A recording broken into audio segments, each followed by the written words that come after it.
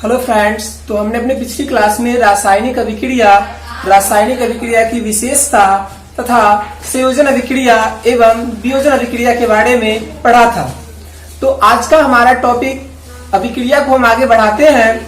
तो हमारा अभिक्रिया उष्मीय अपघटन अभिक्रिया है। यहाँ नाम से ही स्पष्ट होता है, उष्मीय कहने का मतलब उष्मा के द्वारा और अपघटन कहने का मतलब होता है टूटना, यानी कि वैसी रासायनिक अभिक्रिया जो उष्मा के द्वारा संपन्न होती है उसे उष्मीय अपघटन अभिक्रिया कहते हैं। तो कहने का मतलब उष्मा के द्वारा संपन्न होना, जैसे कैल्शियम कार्बोनेट को वायु की उपस्थिति में गर्म करते हैं तो कैल्शियम ऑक्साइड एवं कार्बन डाइऑक्साइड गैस बनता है। कहने का मतलब जब कैल्शियम कार्बोनेट को वायु की उपस्थिति में गर्म करते हैं यानी उष्मा देते हैं तो क्या बनता है, तो कैल्शियम ऑक्साइड और CO2 बनता है। नेक्स्ट, जब पोटेशियम क्लोरेट को वायु की उपस्थिति में गर्म करते हैं यानी उष्मा प्रदान करते हैं तो पोटेशियम क्लोराइड एवं ऑक्सीजन बनता है। तो कहने का मतलब ये रासायनिक समीकरण देख लेते हैं कि यह संतुलित है या नहीं है।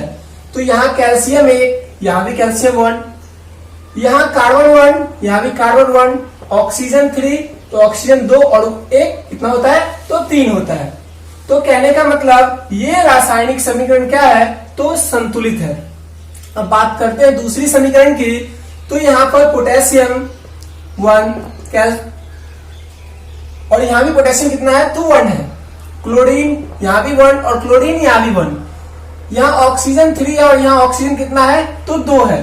तो कहने का मतलब जो सेम नहीं रहता है हम उसी से स्टार्ट करते हैं और उसी को सेम करवाते हैं यानी कि बराबर करवाते हैं। तो कहने का मतलब यहाँ O3 है और यहाँ O2 है। तो 3 और 2 को बराबर करने के लिए हम एक काम कर सकते हैं कि 2 वाले में 3 से और 3 वाले में 2 से मल्टीप्लाई करवा देते हैं। कहने का मतलब 2 वाले में कितना से, तो 2 वाले में 3 से और 3 वाले में 2 से यानी कि यहाँ 2। तो इससे क्या होता है, पोटेशियम भी हमारा 2 हो जाता है। तो हम यहाँ भी 2 लिख देते हैं और इस प्रकार हमारा रासायनिक समीकरण संतुलित हो जाता है। अब हम बात करते हैं वैद्युत अपघटन अभिक्रिया की। तो वैसा रासायनिक अभिक्रिया जिसमें धातु के ऑक्साइड एवं क्लोराइड से विद्युत धारा प्रवाहित करने पर धातु एनोड पर तथा अधातु कैथोड पर मुक्त होती है उसे वैद्युत अपघटन अभिक्रिया कहते हैं। कहने का मतलब वैसा रासायनिक अभिक्रिया जिसमें धातु की ऑक्साइड एवं क्लोराइड से विद्युत धारा प्रवाहित करने पर धातु कैथोड पर तथा अधातु एनोड पर मुक्त होती है। तो जैसे हम कह सकते हैं, जैसे हम एक पात्र लेते हैं, क्या लेते हैं, तो पात्र लेते हैं और इस पात्र में 2 मेटल रॉड ले लेते हैं। एक हमारा एनोड होता है और दूसरा कैथोड होता है और इसमें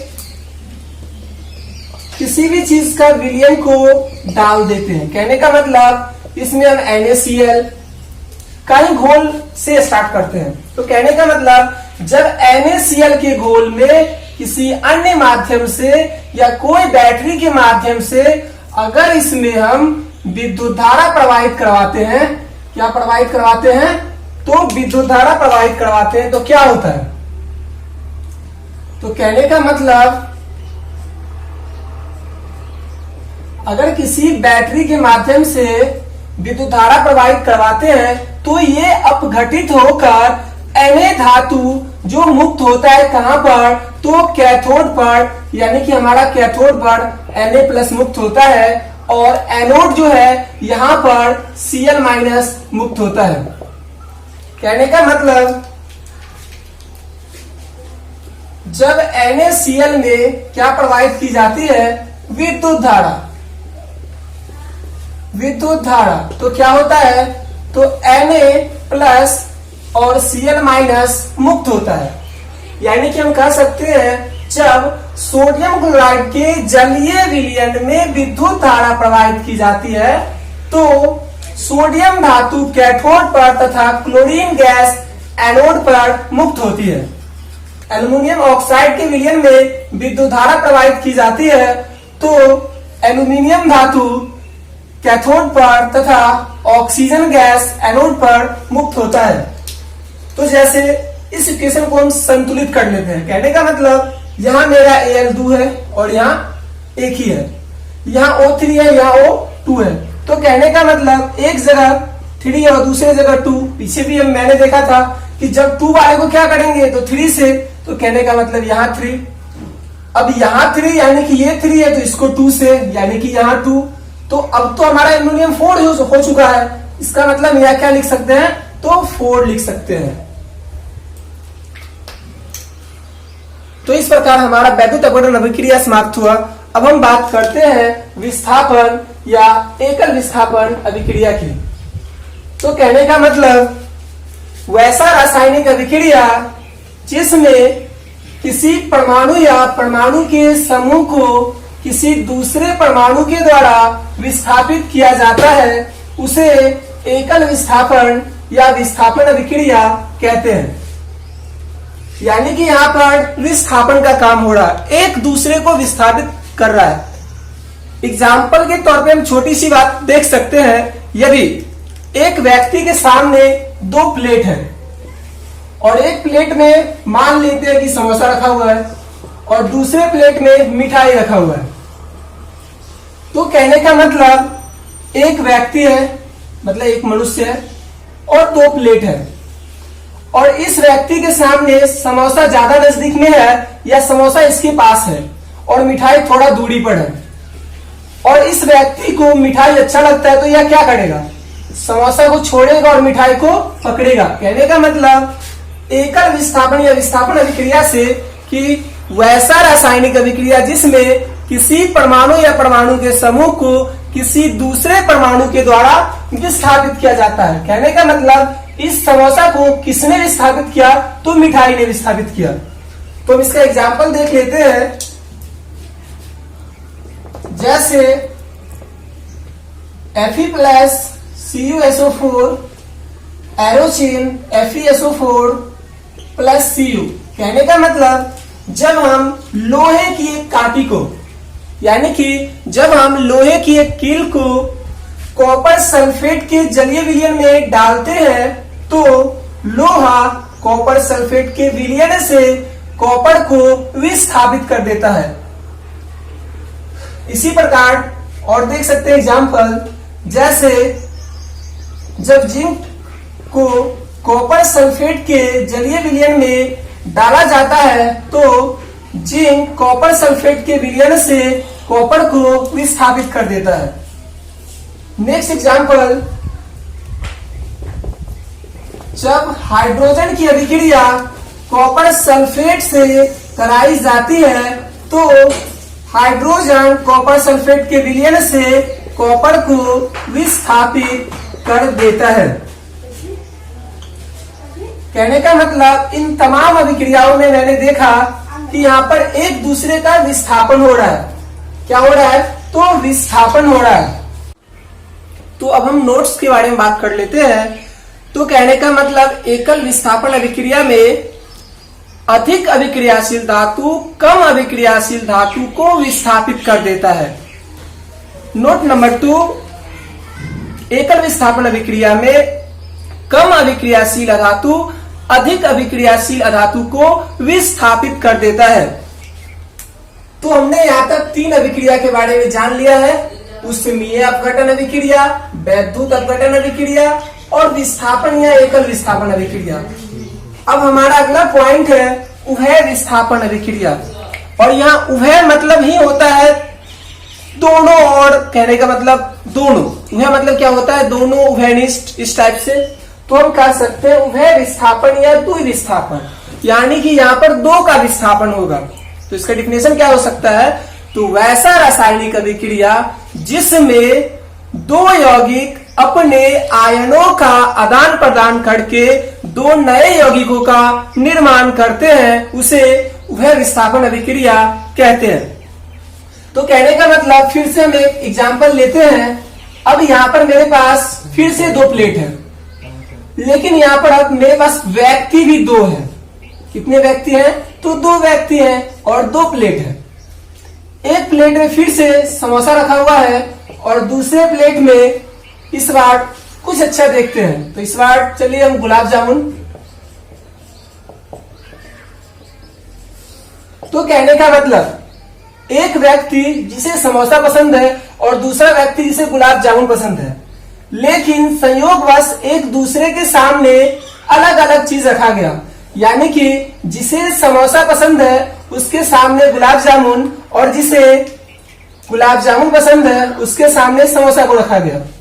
तो ये दोनों क्या करेंगे, तो बेचारे ये दोनों एक दूसरे से बदल लेंगे। कहने का मतलब, ये एक दूसरे को बोलेंगे, अरे भाई तुम मुझे समोसा दे दो, मैं तुम्हें गुलाब जामुन देता हूं। कहने का मतलब, वैसा रासायनिक अभिक्रिया जिसमें दो यौगिक अपने आयनों का आदान प्रदान करके दो नए यौगिकों का निर्माण करते हैं। जैसे, तो वह विस्थापन अभिक्रिया को समझने के लिए एक आसान सा समीकरण होता है। तो हम कह सकते हैं, जैसे XY प्लस AB एरो चिन्ह XB प्लस AY। इस रासायनिक समीकरण के अंतर्गत हम अनेकों उभय विस्थापन अभिक्रिया या द्वि विस्थापन अभिक्रिया के एग्जाम्पल को आसानी से समझ सकते हैं। तो अब हम बात करते हैं उभय विस्थापन अभिक्रिया या द्वि विस्थापन अभिक्रिया के एग्जाम्पल के बारे में। तो जब NaCl की अभिक्रिया AgNO3 से कराई जाती है तो क्या बनता है, तो AgCl प्लस NaNO3 बनता है। यानी कि जब सोडियम क्लोराइड की अभिक्रिया सिल्वर नाइट्रेट से कराई जाती है तो सिल्वर क्लोराइड का सफेद अवच्छेद प्राप्त होता है। कैसा अवच्छेद, तो सफेद अवच्छेद प्राप्त होता है। इसी प्रकार हम इसका दूसरा एग्जाम्पल भी देख सकते हैं। बेरियम क्लोराइड की अभिक्रिया किससे कराई जाती है, तो सोडियम सल्फेट से कराई जाती है। तो क्या होता है, तो जब बेरियम क्लोराइड की अभिक्रिया सोडियम सल्फेट से कराई जाती है तो बेरियम सल्फेट का अवच्छेद प्राप्त होता है तथा सोडियम क्लोराइड बनता है। क्या बनता है, तो सोडियम क्लोराइड बनता है।